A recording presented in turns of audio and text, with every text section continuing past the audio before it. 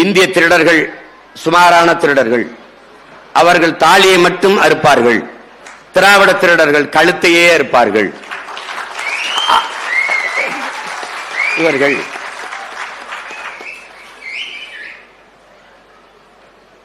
இவர்கள் எங்கள் ஐயா தக்கார் மாசோ விக்டர் அவர்கள் குறிப்பிட்டது போல 50,000 ஆண்டுகளுக்கு மூத்த ஒரு இனம். எங்களுடைய தாத்தா தேவனைய பாவாணர் தமிழ் பேரினம் 50,000 ஆண்டுகளுக்கு மூத்தது என்கிறார்கள்.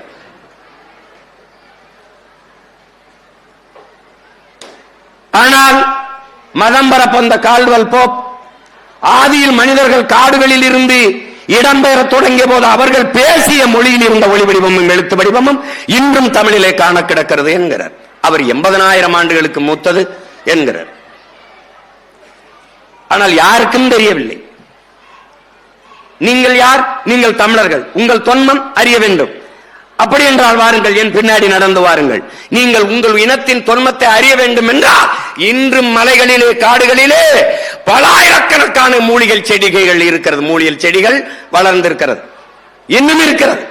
இதில் எந்த செடியை தின்றால் என்ன நோய் குணமாகும், இதில் எதை சமைத்து சாப்பிட்டால் நோய் குணமாகும், நல்லது எது சுவையாக இருக்கும் என்று கண்டறியுங்கள், தேடி கண்டுபிடியுங்கள். உன் இனத்தின் தொன்மைத்தை நீ அறிவாய். எப்படி? இந்த கீரை பொன்னாங்கண்ணி இதை சாப்பிட்டால் கண் பார்வைக்கு நல்லது, இது வல்லாரை இதை சாப்பிட்டால் நல்லது, இது தண்டங்கீரை இதற்கு நல்லது, அகத்திக்கீரை இதை சாப்பிட்டால் அகத்திற்கு நல்லது, இது சீரகம் இதை சேர்த்துக் கொண்டால் அகம் சீராகும்.